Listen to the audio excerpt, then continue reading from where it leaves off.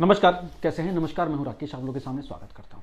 उम्मीद करता हूं आप सभी लोग बहुत अच्छे होंगे और लगे होंगे प्रिपरेशन में। ईवीएस का ये लेक्चर आप लोगों के सामने है। 4 या 5 दिन शायद क्लास नहीं आ पाई। आप सबसे पहले तो आप लोगों को नववर्ष की शुभकामनाएं। साल बदला है, स्थिति परिस्थितियां और लक्ष्य नहीं बदलना चाहिए, है ना। जब तक मिल ना जाए तब तक लक्ष्य नहीं बदलना चाहिए। कोशिश करिए लगातार अपने लक्ष्य की ओर मेहनत करते रहिए और तिनके तिनके से अपना घरौंदा बनाना स्टार्ट करिए। जो लोग लगातार पढ़ रहे हैं उनको परीक्षा चाहे जिस समय भी हो उनको प्रॉब्लम नहीं आएगी, है ना। जो लोग अंत समय तक परीक्षा को लेके वेट कर रहे थे, अब वही लोग परीक्षा की डेट को लेके वेट कर रहे हैं, है ना। पहले था कि वैकेंसी कब आएंगी, जब वैकेंसी आई तो एग्ज़ाम कब होगा। और इसके लिए मैं बता दूं, आप लोगों का ऐसे ही एक्सप्लोइटेशन होगा, आप लोगों को ऐसे ही मतलब तमाशा बनाया जाएगा। कृपया करके मेहनत से पढ़ना शुरू कर दीजिए। परीक्षा मार्च में हो चाहे फरवरी के लास्ट में हो, 3 महीने इस KVS PRT जैसी परीक्षा के लिए मोर देन सफिशिएंट है। एक बात समझ लीजिए, जो आप पढ़ रहे हैं दुनिया वही पढ़ रही है। कोई जादू नहीं पढ़ा रहा है, ना तो कोई नया जादू पढ़ रहा है। आज भी साधारण तरीके से नॉर्मल जैसे आप प्रिपरेशन करते हैं वैसे अगर करेंगे, आज भी सिलेक्शन होगा, है ना। 19 से 20 हज़ार लोगों को क्वालिफाई कराया जाएगा। तबीयत ठीक नहीं थी इसलिए मैं क्लास नहीं ले पा रहा था, है ना। तो काफ़ी गैप भी हो गया, तो काफ़ी बच्चों के मैसेजेस आ रहे थे। चीज़ों को लेकर शुरू करेंगे। ये लेक्चर EVS का है। EVS में आई थिंक ये छठा लेक्चर होगा। EVS में मैं आज एक नए टॉपिक फूड के बारे में आप लोगों से पहले इसमें बताऊंगा कि फूड में पढ़ना क्या क्या है। पहली कहानी तो यही है कि पढ़ना सर क्या क्या है ना। तमाशा होकर रखा हुआ है। EVS के नाम पे लोग सीटेट पढ़ ले रहे हैं, खुश हो जा रहे हैं और उन्हें अच्छा लग रहा है। पढ़िए, सीटेट के जो क्वेश्चंस होते हैं EVS में, वो 600 क्वेश्चन की मेरी किताब है, वो मैं उसके PDF में आप लोगों को देने की कोशिश करूँगा, ठीक है। दूसरी चीज़, अब जो EVS के टॉपिक्स हैं वो मैं टॉपिक यहाँ डिस्क्लोज करूँगा, उसके साथ साथ उसके क्वेश्चंस में कराऊंगा आप लोगों को। प्योर थ्योरेटिकल कंसेप्ट जो है वो मेरी क्लास में अलग से होगा, है ना। उसके लिए चाहें तो आप अलग से क्लास ज्वाइन कर सकते हैं। अब इसमें चीज़ों को पहले लेके चलते हैं। कई सारी डेवलपमेंट्स हो गई 5-7 दिनों में। एक तो KVS के साथ साथ PCS का कैलेंडर भी आ गया है, उसमें भी कई सारी चीज़ें हैं। उसका एक छोटा सा वीडियो में लेके आऊँगा। मुझे 2 मिनट दे दीजिए ताकि हम थोड़ा सा कनेक्ट हो सकें, ठीक। 2-3 चीज़ें आपको करनी है और उस पर ईमानदारी से आगे की ओर बढ़ते रहना है। जो क्वेश्चन मैं करा रहा हूँ, मैं क्वेश्चंस इतने कराऊंगा कि उस टॉपिक से वो क्वेश्चंस लगभग आपके कवर अप करेंगे, ठीक। चलिए शुरू करते हैं। पहले इसका फ्लो चार्ट देख लीजिए। जो भी आप टॉपिक देख रहे हैं, 6 टॉपिक हैं सारे, उसका फ्लो चार्ट मैं आप लोगों को बनाऊंगा। किसी दिन एक क्लास में पूरा 6 टॉपिक का फ्लो चार्ट दे दूंगा मैं आप लोगों को, जिससे आप लोग को आइडिया हो सके कि मैं क्या क्या कहाँ तक जाके पढ़ना है। उसके बाद आपके ऊपर है। फूड मतलब भोजन, प्राइमरी का टॉपिक है, 3री क्लास, 4थी क्लास, 5वीं क्लास का, लेकिन उतना आएगा नहीं, आएगा 12वीं लेवल का, मानसिक रूप से अपने को मजबूत करने के लिए। तो अब देखिए, इस फूड के अंदर आपको ये पढ़ना है। न्यूट्रिशन, जिसको आप पोषण बोलते हैं, फूड चेन, फूड वेब, खाद्य श्रृंखला,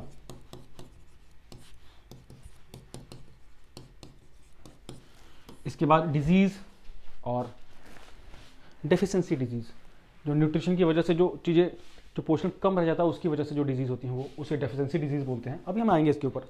अब मैं ये मान के चल रहा हूँ।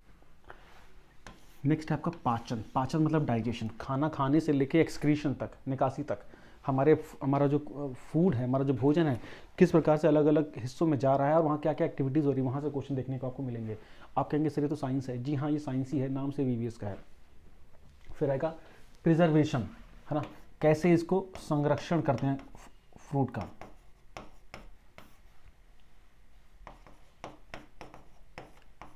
भोजन का संरक्षण, इसके ऊपर भी क्वेश्चन आएंगे, जैसे कि कौन सी चीज़ों को, किस प्रिजर्वेटिव को किस में यूज़ किया जाता है। आप लोग देखते होंगे डिब्बा बंद खाने होते हैं या बहुत सारी ऐसी चीज़ें होती हैं, जैसे अचार हो गया, आपका मुरब्बा हो गया, कैसे प्रिजर्वेटिव के रूप में क्या क्या चीज़ें यूज़ होती हैं, आर्टिफिशियल चीज़ें भी और ऑर्गेनिक चीज़ें भी, जैविक चीज़ें भी।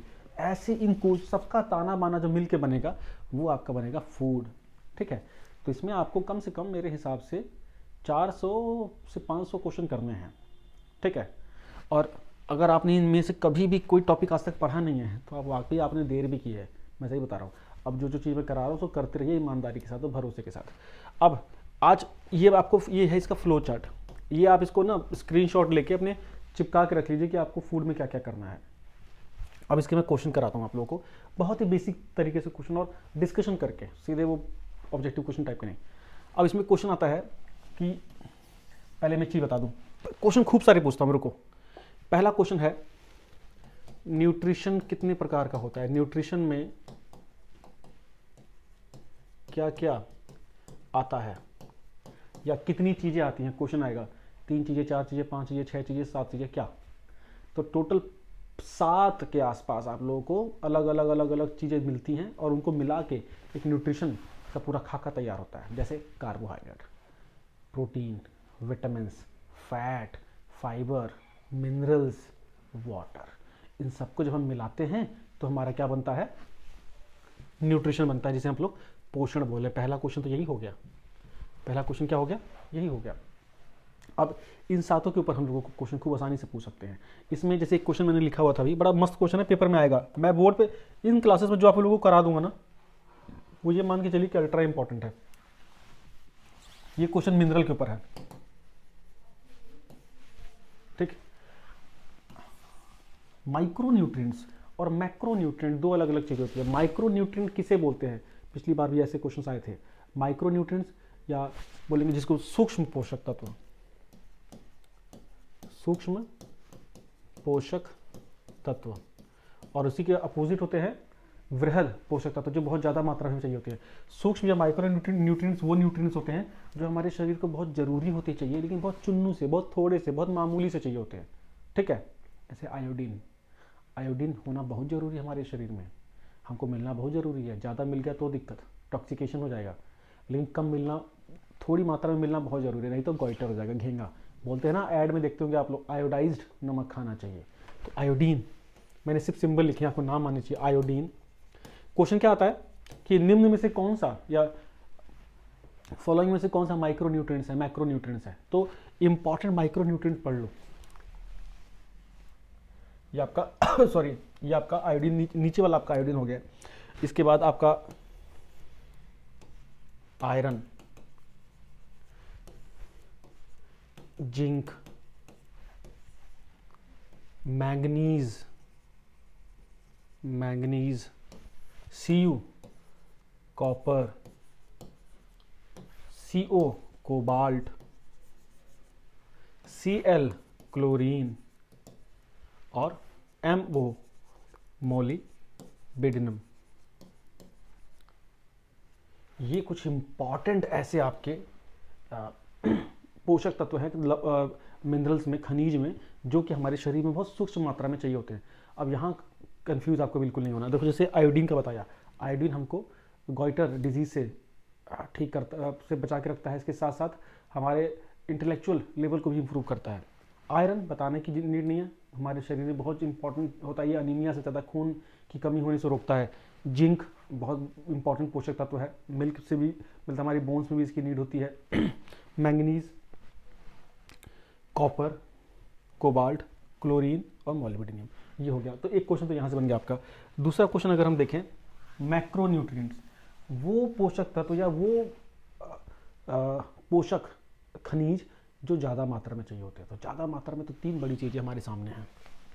OCH, oxygen, carbon, hydrogen. दुनिया में जितनी ऑर्गेनिक चीज़ें हैं, 99% चीज़ें इन्हीं तीनों से बनी हुई हैं मिलके। जो भी चीज़ें जिनमें जीवन है, उनमें 3 चीज़ें आपको मिलेंगी, खूब अबंडेंटली मिलती हैं। ऑक्सीजन बताने की आवश्यकता नहीं है, कार्बन जितनी भी ऑर्गेनिक चीज़ें हैं वो इससे बनी हुई हैं, हाइड्रोजन पूरे ब्रह्मांड में सबसे ज़्यादा अबंडेंट पदार्थ यही है। इसके बाद potassium, calcium, sulphur, sodium, magnesium और नाइट्रोजन। तो ये हमारे हो गए मैक्रोन्यूट्रिएंट, जो अधिक मात्रा में चाहिए होते हैं। ये आपको छांटने आने चाहिए, ठीक।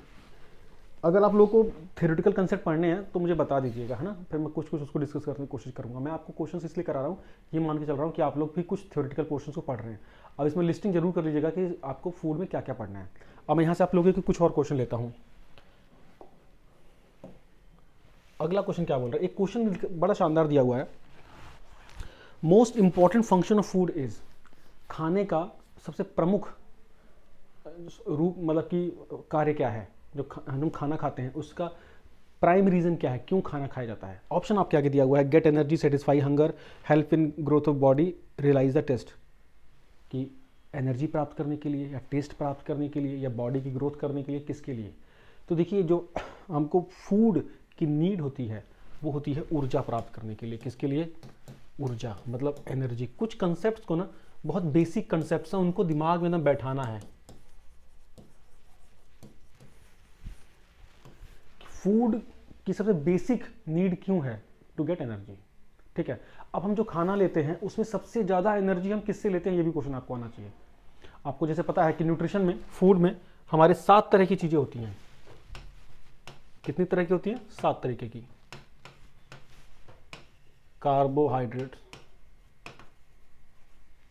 इसके बाद प्रोटीन, इसके बाद फैट, विटामिन, फाइबर जिसे आप रफेज भी बोलते हैं, मिनरल, और नेक्स्ट है वाटर। ये सातों चीज़ें जब हमें मिलती हैं तो उसको बोलते हैं बैलेंस डाइट, मतलब बिल्कुल उपयुक्त डाइट ली हमने। ठीक है, और इन सबसे हमको मिलता है पोषण, न्यूट्रिशन। इनमें क्वेश्चन आएगा सबसे ज़्यादा एनर्जी के लिए ही खाना खाते हैं, तो इनमें सब खाने से सबसे ज़्यादा क्या मिलता है? आदर्श रूप से तो हमें सब कुछ, हमारा भोजन ऐसा होना चाहिए जिसमें सारी चीज़ें होनी चाहिए। कार्बोहाइड्रेट मेनली हमारे शरीर को एनर्जी देता है। हमारे खाने में जो पोषक तत्व कार्बोहाइड्रेट होता है वो 70% हमारी जो एनर्जी है वो हमको कार्बोहाइड्रेट से ही मिलती है। सोचिए कार्बोहाइड्रेट किन किन चीज़ों में होता है?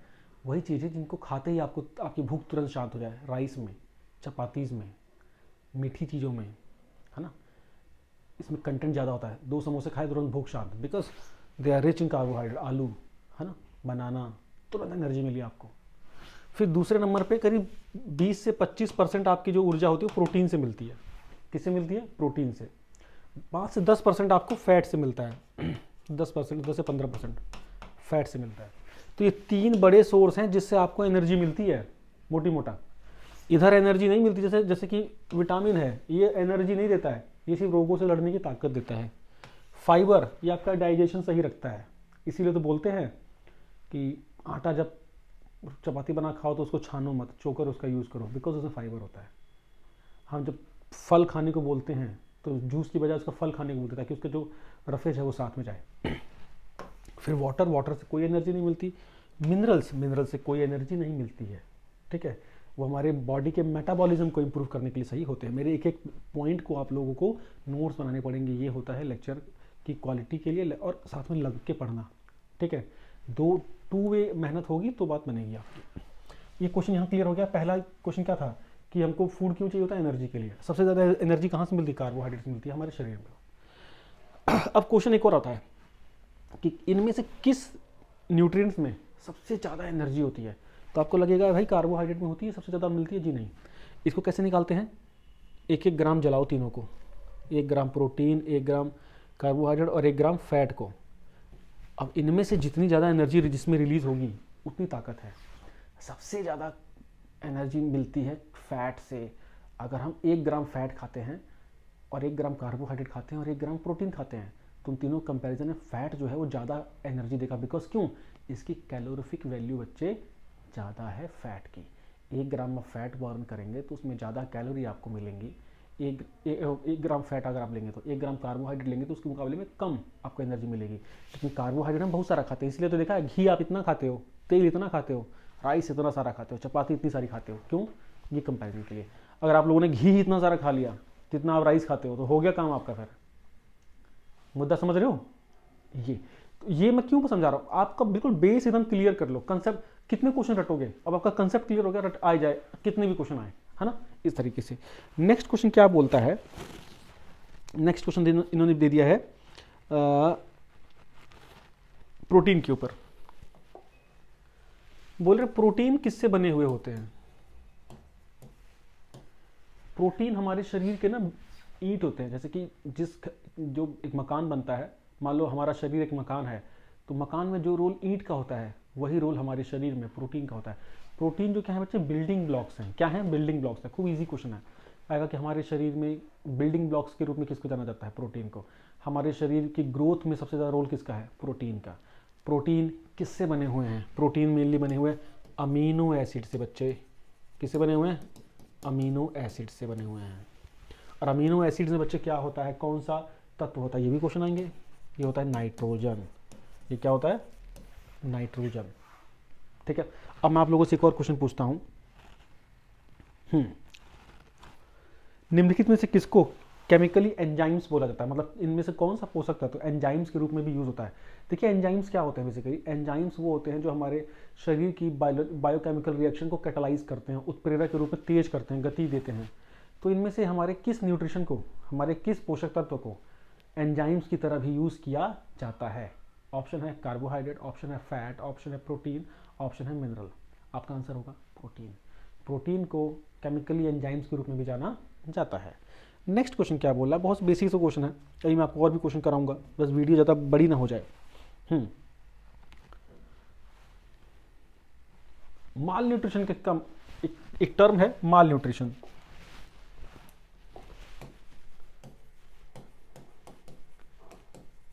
इसको आप लोगों ने हिंदी में खूब सुना होगा, कुपोषण। कुपोषण, जब पोषण नहीं मिलता है तो होता है कुपोषण। और ये कब होता है? प्रोटीन की कमी से। बच्चे खाने की कमी से नहीं, प्रोटीन की कमी से। जब खाने में प्रोटीन की कमी हो जाए तो बच्चे को हो जाएगा कुपोषण। आप लोगों ने देखा होगा जो बहुत वेल ऑफ घर के बच्चे होते हैं और बहुत साधारण से middle class, lower middle class के बच्चे होते हैं, सेम एज में उनकी ग्रोथ आप लोगों को डिफरेंट लगेगी, उनका बॉडी स्ट्रक्चर ब्रॉड दिखेगा।